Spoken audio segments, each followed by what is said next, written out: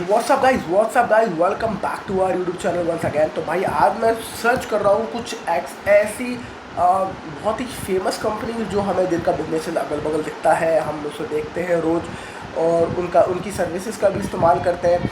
और तो उससे हमें ये कॉन्फिडेंस रहता है कि ये जो बिजनेसेस हैं ये कहीं भागने वाले नहीं। ये बिजनेसेस 5 साल से हैं, 10 साल से, 15 साल से हैं, तो हमें एक कॉन्फिडेंस रहता है कि यार ये कंपनी डूबेगी नहीं। एट द सेम टाइम हम ये देखना चाहते हैं कि क्या कुछ अंडर वैल्यूएशन है, यानी कि वो कुछ उन स्टॉक्स में कुछ सस्ता है या वो सस्ते मिल रहे हैं किसी कारणवश, या कुछ है कहानी। तो हम वो सर्च करने की कोशिश करेंगे और हम सर्च करेंगे ऐसे पाँच ऐसे अंडर वैल्यूड स्टॉक्स जो कि बहुत कॉमन है, बहुत ही फेमस है और स्ट्रॉन्ग फाउंडेशन है कंपनीज की विद गुड फंडामेंटल्स। तो आपको जो डर रहता है कि कंपनी हमेशा ज़ीरो ना हो जाए, उसका डर भी बहुत कम से कम हो, वैसे हम स्टॉक्स ढूंढ लें। तो पहला स्टॉक जो मैंने आइडेंटिफाई किया था, मतलब किया है, वो है ICICI bank. Right, ICICI bank मैंने क्यों चूज़ किया?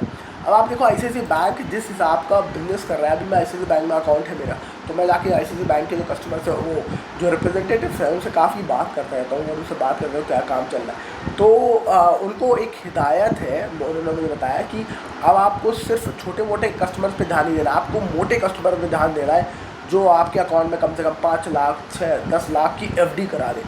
और अकाउंट खोलने के जो प्रोसीजर्स हैं वो भी बड़े स्ट्रिक्ट हो गए, यानी कि जो छोटे वैल्यू अकाउंट है, यानी कि 10,000 रुपये मिनिमम जो बैलेंस करे मेंटेन और वो सारी चीज़ें, उनको ज़्यादा ध्यान ही नहीं देना। उनको नहीं खुलना अकाउंट, कोई बात नहीं, गोली मारो। पहले तो भागम भाग होती थी कि अकाउंट खुलवा लो, पर अब ICICI bank don't give a shit.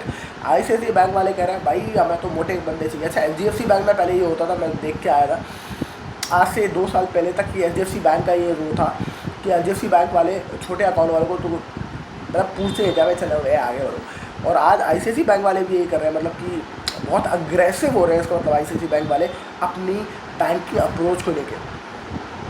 अब हम देखें एक बार तो ICICI बैंक की कहानी क्या है। स्टॉक का प्राइस टू अर्निंग रेशियो 20 दिखाई दे रहा है, यानी कि सस्ता है, अंडर वैल्यू लग रहा है प्राइस टू अर्निंग के हिसाब से। पर प्राइस टू बुक वैल्यू भी बहुत इंपॉर्टेंट होती है, तो बुक वैल्यू 438 है, उस हिसाब से प्राइस है 1400 रुपये। करंट प्राइस 438, मतलब कि बुक वैल्यू के ऑलमोस्ट 3 टाइम्स आपका करंट प्राइस है अभी राइट नाउ। 1400 रुपये का भी आपको ये स्टॉक मिल रहा है। ROC और ROE 18% है और ROCE 7% है, मतलब कि रिटर्न ऑन इक्विटी उनकी अच्छी 18% है। आगे बढ़ते हैं और इसके एक बार हम देखते हैं इसमें स्टॉक्स में हुआ क्या है। तो पिछले 10 साल का डेटा लगाए तो लगातार कंपनी ऊपर जाती हुई, यानी कि एक अपवर्ड ट्रेजेक्ट्री दिखा रही है, यानी कि ये दिखा रही है कि ये अपवर्ड ट्रेंड में भाग रही है। याद रखिए, पहले भी अपने वीडियोस में कहा है और मैंने बहुत सारे बड़े बड़े इन्वेस्टर से भी सुना है कि हमेशा आप उस चलती हुई ट्रेन में बैठना, क्या कहते हैं, मतलब कि जो रॉकेट ऊपर जा रहा है उसमें बैठ जाओ, वो ज़्यादा बेटर है इससे अच्छा कि वो कोई नीचे गिर रहा है। मतलब कहते हैं कि never try to catch a falling knife, एक बड़ी फेमस कहावत है इसमें स्टॉक मार्केट में कि never try to catch a falling knife गिर रहा है तो आप पकड़ोगे तो वो आपके हाथ कर जाएगी।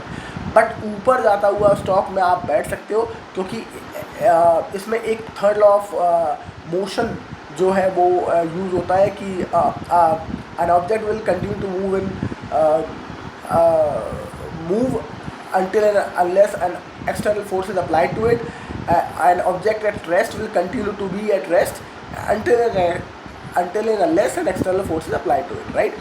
तो ये अगर मूवमेंट हो रहा है तो लगातार मूवमेंट बना रहेगा, जब तक मूवमेंट बना रहेगा तो हो सकता है ये अपवर्ड ट्रेजेक्ट्री बनाए रखें और यहाँ से आपको बहुत ही बढ़िया और अपस्विंग मिल सके।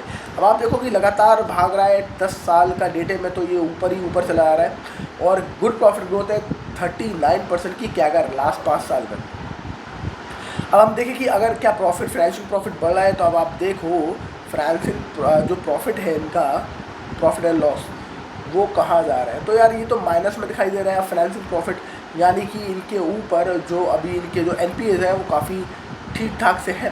पर आप देखो पहले NPAs ज़्यादा थे, 2018 में 44,000 का NPA दिख रहा है, मतलब -44,000, और अभी ये 14 और 35 पे पहुंच गए, थोड़े से कम हुए हैं। अब भगवान भला करे इनका। पर कैश फ्रॉम ऑपरेटिंग एक्टिविटी बड़ा इंटरेस्टिंग है। अब आप देखो मार्च 2024 में इनके पास 1,57,000 करोड़ था और अभी इनके पास 2025 में 1,22,000 करोड़ है। अब मार्केट कैप का देखा है ये कंपनी कितने है, 10 लाख करोड़ की कंपनी है ये, 10 नहीं, हाँ 10,37,000 करोड़ की कंपनी है। हाँ, मार्केट कैप देखें 10 लाख करोड़ की कंपनी है और इनके पास कैश फ्लो में ही 1,22,000 पड़ा हुआ है। हाँ 10 लाख पड़ा हुआ है तो 1,22,000 तो उनके पास कैश फ्लो पड़ा हुआ है। अगर हम क्या कहते हैं इंडिकेटर लगाएं हमारा राकेश झुनझुनवाला का कैश फ्लो इंडिकेटर, तो उसको 30 गुना होना चाहिए। उस हिसाब से मार्केट कैप इसका, अगर इनके पास 1 लाख करोड़ कैश है उस हिसाब से इनका मार्केट कैप 30 लाख करोड़ होना चाहिए, पर अभी इनका मार्केट कैप 30 नहीं 10 लाख करोड़ दिख रहा है, यानी काफ़ी कम दिख रहा है, यानी कि अभी इसमें बहुत ज़्यादा पोटेंशियल है। और प्राइस टू अर्निंग रेशियो भी कम दिख रहा है, यानी कि आगे बड़ा कुछ होने वाला है। अच्छा, अब कमाल की बात देखो, सारा स्टॉक का होल्डिंग, शेयर होल्डिंग पैटर्न इसका और इंटरेस्टिंग है। 45% तो FIIs के पास है और 44% ही DI के पास है, तो यानी पब्लिक के पास झुंझुना है 9% का, सिर्फ 9% की होल्डिंग पब्लिक के पास है और मेजॉरिटी FI और DI लग के बैठे हैं पूरा ICICI बैंक में होल्डिंग। तो मुझे ये अच्छा बेट लगता है और मुझे लगता है कि इसमें अगर आप एक लॉन्ग टर्म होराइजन बनाए तो आपके एक अच्छा ग्रोथ इसमें दिख सकती है। चलते हैं नेक्स्ट स्टॉक की तरफ चलते हैं और दूसरा स्टॉक जो मुझे दिखता है अंडर वैल्यूड, विच इज़ हम सबका प्यारा बजाज फाइनेंस। तो बजाज फाइनेंस का खोल लेते हैं और देखते हैं बजाज फाइनेंस में क्या करी। बजाज फाइनेंस मुझे क्यों पसंद आया, बजाज फाइनेंस एक रीज़न ये भी है कि बजाज फाइनेंस बड़ा अग्रेसिवली अपनी फाइनेंसिंग करता है। और आप देखो तो ये निफ्टी का सबसे चहेता स्टॉक है, ये निफ्टी को चलाने वाला स्टॉक है और ये पिछले देखा जाए तो पिछले 2-3 साल से चला ही नहीं है, वहीं घूम रहा है, गिर रहा है फिर वापस आ रहा है, गिर रहा है वहीं वापस आ रहा है। तो मुझे इसलिए लगता है कि अब इसका वक्त आया है होगा, अब तो भागेगा ये कभी।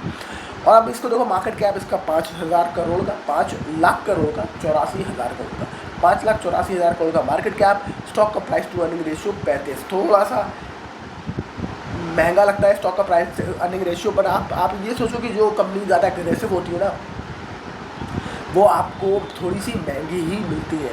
और अगर आप याद करो तो हमने एक बार एक वीडियो भी बनाया था ग्रोथ इन्वेस्टिंग और उस इन्वेस्टिंग के ऊपर कि जो डिफरेंस होता है, ये यही डिफरेंस होता है ग्रोथ इन्वेस्टिंग और इसमें कि जो ग्रोथ इन्वेस्टिंग होती है उसमें आपको महंगा ही मिलता है और आपको महंगा ही बेचते हो, आप महंगा मिलता है और आपको और उसमें और महंगा बेचते हो। तो ये ग्रोथ स्टॉक है इसलिए आपको थोड़ा सा महंगा मिलता है। ROC 11% है, ROE 19% है। आगे चलते हैं, अगर इसका 10 साल का चार्ट देखो तो आप देखो एक और कहानी रिपीट होती है, ICICI बैंक की तरह ये स्टॉक भी ऊपर ही जाता हुआ है लगातार, राइट। तो ये बड़ा मज़ा आता है इसको देखने में। और कंपनी के प्रोज कॉन्स बहुत बढ़िया हैं। सेल्स ग्रोथ 30% लास्ट 10 ईयर से, हेल्दी डिविडेंड 17% का, 25% कैगर का ग्रोथ 5 साल में। तो ये सारी चीज़ें बहुत बढ़िया दिखा रही हैं फ़िलहाल तो। और प्रॉफिट एंड लॉस देख लें तो हम 22,000 का प्रॉफिट लॉस, 22,000 करोड़ का प्रॉफिट दिखा रहे हैं इस क्वार्टर में और उससे पहले वाले क्वार्टर में 19,000 करोड़ का दिखा रहे हैं। तो ये ठीक है, ये तो बड़ा है जो हमारा है। अच्छा, इनके पास कैश फ्लो देखो माइनस है, -68, पहले -72 था, -68 है। पर मुझे कैश फ्लो जो है वो माइनस इसलिए भी नहीं लगता बैंकों में, क्योंकि बैंक में जो NBFC है स्पेशली, इनका तो काम ही सारा ब्याज का है, तो इनके पास नेगेटिव कैश फ्लो होना लाजमी, क्योंकि अपना कैश तो ये दे देते हैं ना लोगों को, तो इसलिए नेगेटिव कैश फ्लो हो सकता है, कोई बड़ी बात नहीं है। अगर आप देखो, अगर हम आगे बढ़े तो एक और चीज़ देखते हैं, share holding pattern. Share holding pattern में देखो आप प्रोमोटर के पास 54% और दूसरा मोटा चंक है FIIs के पास और DIs के पास। 21% FIIs बैठे हुए बाहर के लोग और 14% डोमेस्टिक इंस्टीट्यूशनल इन्वेस्टर रह के बैठा हुआ है। पब्लिक के पास अगेन झुनझुना 9% की होल्डिंग है।